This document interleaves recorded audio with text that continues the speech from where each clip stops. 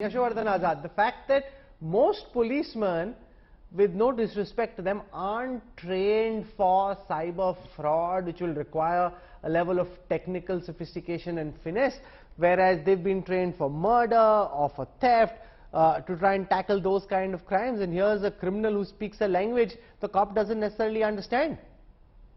Absolutely right. In fact, I'd already mentioned that training is a very important part. There are a couple of other suggestions too.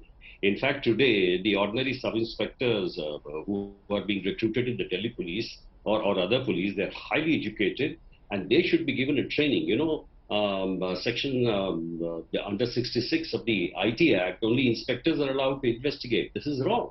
I mean, and that is why the caseload will become heavier and heavier. And therefore, it's below the rank of inspector also to sub-inspector, the ASIs, they should be allowed also to investigate. The other suggestion is that, you know, this is compoundable. I mean, so that means that the money is returned, everything is all right. But this is a heinous crime which is spreading. It's time that it should be made non-compoundable. Then the other issue is that, like the MHA's portal, which is there when a number is given, and then the money chain is blocked. This is how it should be in every state. As I mentioned, that the nodal officer should have the authority that immediately when a crime takes place, he reports that, and the money is blocked in that particular chain till the further investigation is done and it comes back and the accused are caught. So there are a number of things which can be done, but the biggest thing, Rahul, which is required is the awareness amongst the people, because even in my own family, older people have been conned by giving OTPs. Now, this is something which is happening, still happening on various say, and that kind of awareness can be built up through, I don't know, social media, TV channels, and other places, newspapers, civil society, because this is a kind of an epidemic which is almost spreading everywhere. Arindum, Soni, you tell us what happened with you. You're a faculty for a UPSC IS exam center, so obviously very well qualified yourself academically, and yet somehow you fell victim to this fraud. What happened? Good evening, Rahul. My experience was, you know, a little harsh. Just as your story explained about the phishing incident, I was also victimized by the phishing incident, and the amount was almost 1 lakh rupees. It was phishing that I was victimized with.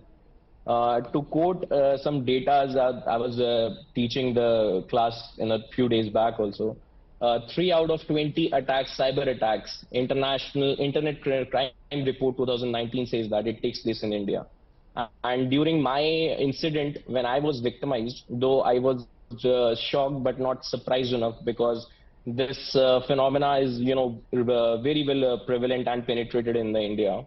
I believe unemployment, the first cause, and the structural and the functional lapses in the system is the most important cause behind this.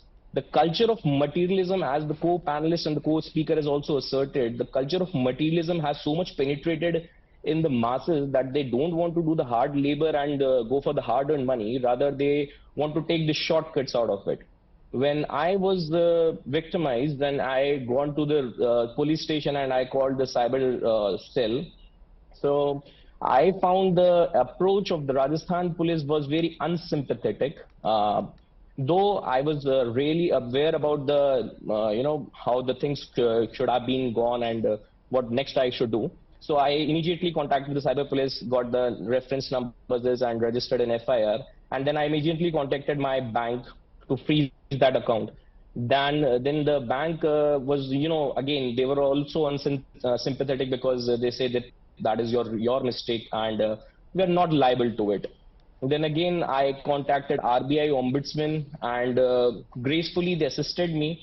As the co-speaker said, the awareness issues is the main cause of the main issue. If the people and our, you know, all, you know, masses and the citizens are aware about it, I believe they are not fast enough. The criminals, I am saying about them, they are not fast enough. We are actually structurally and functionally slow. The CERT and the cyber warfare police or the cyber Swachhata Kendra, there has to be some, you know, big data and critical infrastructure in between that has to be taken in account for getting our safety in hands. Okay, Jiten Jain, final words before I wrap up. The critical question on what people can do, because We saw this in Jamtara, we're seeing it in Mewat. It seems to be the number of cases are going up.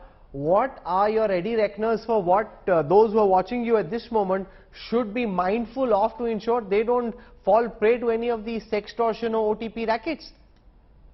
Rahul, number one, on a citizen side, I think do not give your OTPs to anyone. And in case you have fallen scam to a sextortion scam or somebody is trying to blackmail you, I think approach police and inform your family.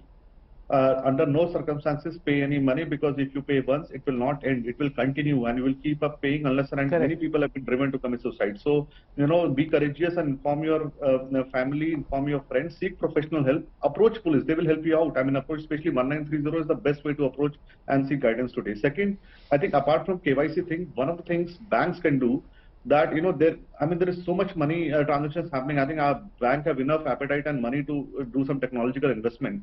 So I think almost all ATMs are empowered with a camera today. So if any account, especially the Jan Dhan accounts which are rented for these scams, if any money above 40,000, 50,000 have come up in that account, if anybody is trying to withdraw that money within 48 hours, which is the window given for freezing by our cybercrime portal, then I think online KYC can happen. I mean, one person has to stand with your face and your ID in the front of camera. Only then ATM will dispense money from that account. And I think this is very easy. I mean, you just have to use artificial intelligence for facial recognition. And the connectivity is already there. I mean, government has connected every panchayat, every district with optic fiber connectivity today. So I think a small amount of technological investment will help us long way in solving this problem of fraudulent transaction withdrawals. And money has to stay within the system. As long as money is within the banks, you can get it banked. Okay. Once the cash is withdrawn, then the problem happens.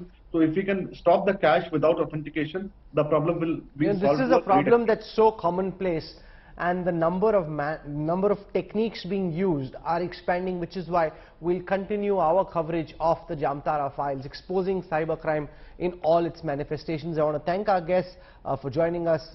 Another strong story by our reporters showing how more and more people are getting conned by these cyber criminals.